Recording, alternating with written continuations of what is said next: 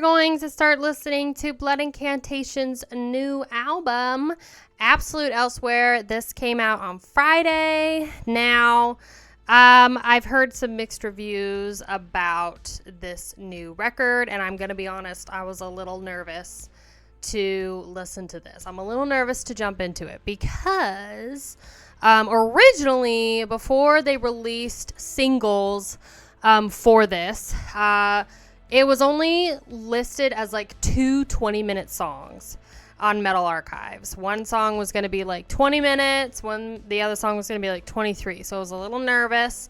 And it was only after they released the first song that they showed that it was like split up into what they're calling as tablets or parts. So the first song is like the Stargate tablets 1, 2, and 3, and then the second song is called the Message tablet 1, tablet 2, and tablet 3. So that's how they're splitting it up. I've heard that this is very proggy. I've heard that this is kind of like how they describe it as like a 70s prog metal band played by a 90s death metal band, but modern. That's how the like lead singer labeled it, okay? Which I'm just gonna be honest up front, sounds like rough pickings. I've heard that it's like death metal meets like Pink Floyd and it's proggy, so I don't know what to expect. I do know that one of their singles from 2023 was very ambient and not a lot of death metal. So they're still labeled as death metal. They're kind of experimenting with a lot of different things, right? So we'll see what this band is going to do with this Pink Floyd prog project. Let's go. We're going to go ahead and listen to the first track. This is called The Stars Gate Tablet 1. I wonder if they just let it flow right into the next song. They do. Okay, cool. So we're going to stop there for just a second, share my thoughts real quick. So I figured that they would have like all of the songs basically flow into each other. We'll probably like hear a pause between like the Stargate Tablet 3 and the Message Tablet 1. Okay, so I do enjoy the two parts that they've got. I am confused as a listener though. So the two parts they have are that like proggy, like trippy, Pink Floyd section, right? I really liked the kind of like I guess jazzy style drums they had, and the guitar solo that sounded very Pink Floyd was really nice, and I did enjoy the final section of death metal that they had in this song. I thought that was really, really good actually. So they had some really nice grooves, excuse me. You're welcome. I thought that they had some really good grooves and some really nice guitar riffs, honestly. Some really nice guitar riffs, and the I guess like keys or strings that they incorporated into that really made me think of Nile, like some of the tracks off of their first like 3 records, which I liked. Hated the transition. Absolutely hated the transition between those two sections though. It did not flow well. It was not a smooth transition. It was very awkward, and it kind of makes me feel, honestly, like they're trying a little bit too hard to like make it work and to do this whole thing. You know, I think the two parts sound very good, but I hate that transition from like the prog to the death metal. I do agree that the first transition was definitely better for sure, but I think that's also because it's just easier to transition from, you know, a faster pace, heavier death metal sound and pull it back to this like calm instrumental, whereas like it can be a little bit trickier to go from calm instrumental to death metal, you know? So I think they could have made that second transition a lot better. I'm interested to see if we get more, I guess, like Egyptian themes or whatever through this, since we do have the pyramids, which I just connected it. I was like, oh, it kind of sounds like Nile, like I said, towards the end. And we have pyramids. So just confusing as a listener, I think, is the biggest complaint I have, because it's like you're started off as this death metal band, your name is like Blood Incantation, and yet you've got an album like this. It's just an interesting message, you know? So we're going to get into the Stargate Tablet 2. So let's go ahead and get into that.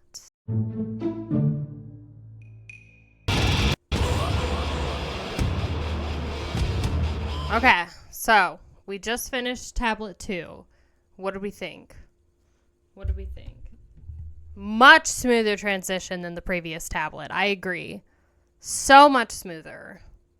And I like the build-up. I don't mind it. I like the build-up. The first part with the woman's voice reminds me of Death Atlas. And then they bring in the acoustic guitar, and it reminds me of Opeth in a way. And then they go into this like really trippy death metal sound. So I really like that. I was a little nervous about what kind of direction they were going to go with, but I don't mind it. So I think the production too, like the overall mixing and mastering of the record, is really good. So let's see what they do with Tablet 3. I'm curious to see how they end this song. Like, are we going to get a full like fade out pause before the message, or are they going to have this run in to Tablet 1, the message? This is the Stargate Tablet 3.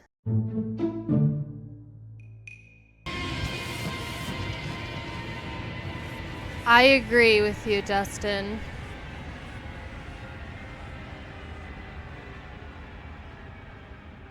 Okay, we're winding down. Now, did we come to a full stop? We do. So we come to a full stop before we get into the second song, The Message. So I could tell that this is going to be a grower also. I think it's going to take a few listens to really understand how I feel about this record and like appreciate what they're doing. There are a lot of, I'm holding it a yawn, so I'm just going to let it out. I've been holding that in for like 2 minutes. Sorry. Okay, so I feel like there's certain things that they're doing that I do enjoy. Like when they're doing the straight death metal, like I mentioned, that is really, really strong. Their guitar tones, I really love when he holds out the vocals and he does the rah, you know, and it's got all this reverb on it. It's super nice. They've got some really great riffs in their death metal sound. And I'm enjoying some of the like proggy sort of things. This is such a strange album. There are so many bands and influences that I'm getting on this record, and it's actually wild to think about.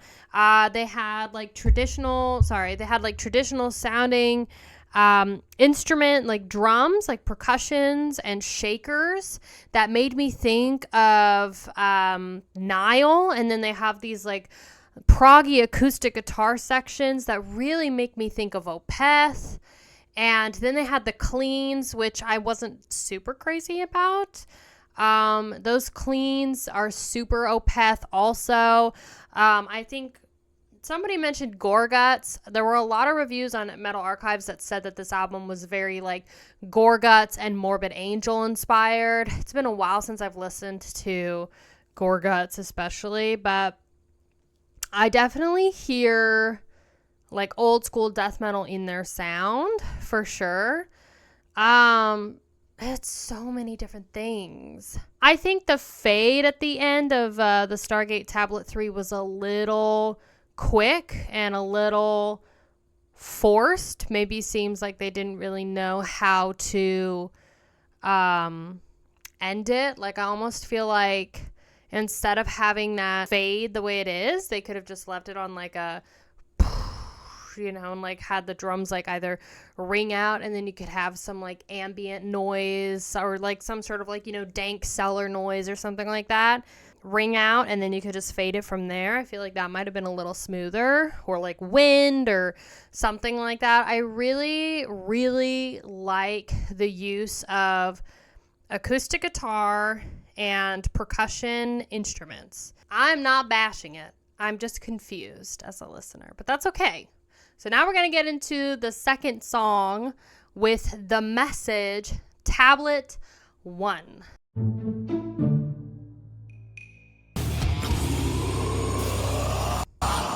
Okay, cool. So they bring that vocal. I like that they carry that vocal, that rah, into The Message Tablet 2, which we're going to get into in just a second. And it sounds like they're about to transition and have something a little more groovy going into this. So, yeah, when I say Nile, I don't mean like the technical death metal of Nile. I mean like those Egyptian, Middle Eastern instruments that they use. Like some of the like keys and vocal stuff that they have, super Nile. Like the first 3 albums from them, totally getting that. Really nice start to The Message. I agree. Definitely wasn't expecting the way that track started. Like, I feel like it's almost abrupt. And I mean, I don't mind it. It's a little abrupt coming out of the Stargate Tablet 3. But it's such a different vibe, because I feel like the Stargate Tablet 3 ended on kind of this like darker mood, whereas like the opening of the Message Tablet 1 was very I don't know, bright and happy, kind of. Very interesting. I really think the only thing that's, you know, hindering this album from being like super, super good is the transitions. I think the transitions between these different parts that they're doing is just a little too forced, and they're not very smooth. So I like what they're putting down. I really, really do. The death metal is super strong. I've mentioned that.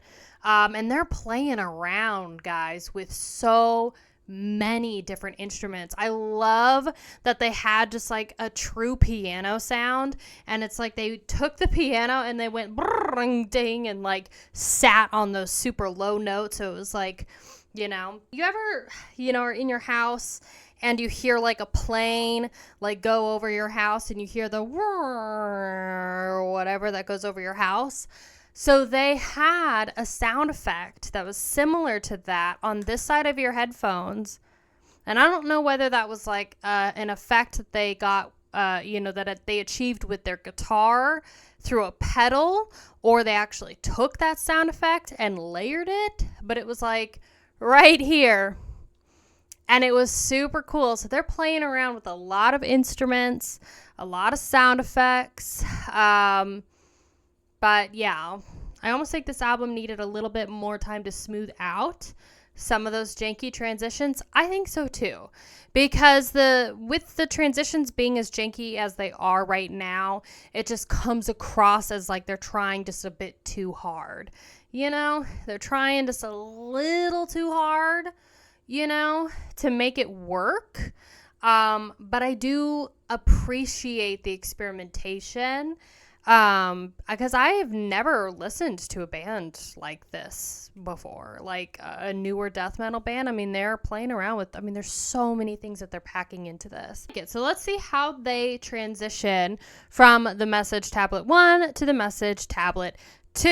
I'm going to honor your hydrate right now, Justin, while we listen to this. So let's go.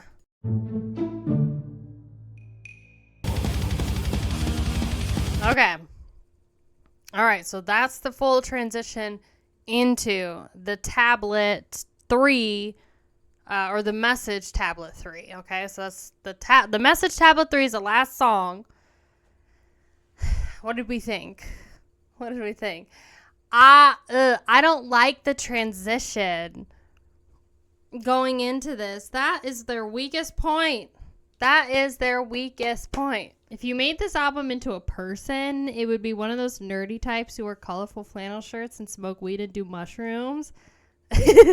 So, Russ, that was a good transition, honestly. They took their time with this one. They did. I don't like that they sped it up. I don't know. It's a little funky. Now, the cleans, I think, for that song... The cleans for that song are definitely weak. They're missing something. They sound very flat. There's just no, like y'all said, there's no vibrato. It's very like kind of monotone, and there's just no depth to it, you know? I wish that it had either, and I did like the kind of like tuned down deeper vocal layer that they had. I thought that was cool. I wish that they had either like a high female vocal on top of that, on the top of those cleans, or like some sort of deep vibrato, like baritone singer or something to like layer those notes, you know, because that's what it was missing. Now they have like a clean choir sound, you know, for when they do introduce the clean. So I'm actually really surprised that they kind of stripped down these vocals for that particular section. But I think, again, this is a very interesting album. All right, so we're going to get into the Message Tablet 3. This is the final track on the album. So let's get into it. All right. I'm not totally mad at the fade there. I feel like we're working with a lot of different elements. Vocals, you've got the thunderstorm. I really like that final melody that they did. Is that it? That's it. That's the whole album. Metallic Death is not impressed. Is that it? Are we there yet? I like the banana. But it almost made me think of the like banana, banana, like that thing. Like from like Haunted House and spooky stuff. That's what that riff kind of reminded me of, like the beginning of it. It's over. Well, I completely lost focus. I think it's because, I'll be honest too, I kind of zoned out on that last track because I think it's so melodic and perfect, like background music. I feel like it's kind of black metal or mellow death in most of it. The Bach toccata melody, yeah, that's kind of what it is. Banana, but they don't like do the walk down. They just do the banana part. So I really enjoyed that. I definitely think the Message Tablet 3 is way more melodic, good background music, something that would be perfect for like a rainy day. You know? It did have some black metal to it. Okay, cool. So I'm not just totally pulling that out of my ass. I thought it was a fine background song. There were some elements that I liked to it. So first impressions overall, I think that this album is a little bit of a grower. I want to listen to it again on my own time when I'm not obviously streaming. I want to hear it on like my big speakers because I feel like this album might be a really good background album. And that's not a bad thing. Sometimes it's awesome just to like put on a record on like, especially with fall, winter coming up, you know? You just stick a record on, you cook, you clean, like, you know, on a cloudy day when it's cold and raining. Like, I feel like that is totally the vibe of the Message Tablet 3, at least for me. I will say the positives for this record are definitely the mixing and the production are really good. Everything's very well balanced. They played around with a lot of their instruments and the panning, so they really made it an experience for the listener. It wasn't just like, okay, we're going to just record the basic instruments, and we're just going to layer things and set things to their specific panning, and they definitely played around with a variety of different things. Instrumentation wise, I really appreciate that Blood Incantation experimented so much with the instruments on this record. Like I mentioned, they have like early Nile in terms of like the Middle Eastern instrumentation. I think they had a xylophone. They had like straight like grand piano on here. Tons of different layered percussions that were very like kind of Middle Eastern in sound. They had shakers, some women vocals, a lot of different like vocal samples. So they're playing around with a lot of things. They also had acoustic guitar, some cleans. I'm hearing like, I know some people said they were hearing Morbid Angel, they were hearing Gorguts. I was hearing Opeth. I was hearing some Nile. So this is a very packed album. Absolutely a very, very packed album, and it has a lot to offer and a lot to work with. Con-wise, I feel like because they had so many ideas for this record, and because they are working with so many elements and wanted to make this, it's obvious they wanted to make this grand record, right? They wanted to make this massive project and make it super packed with a bunch of different things.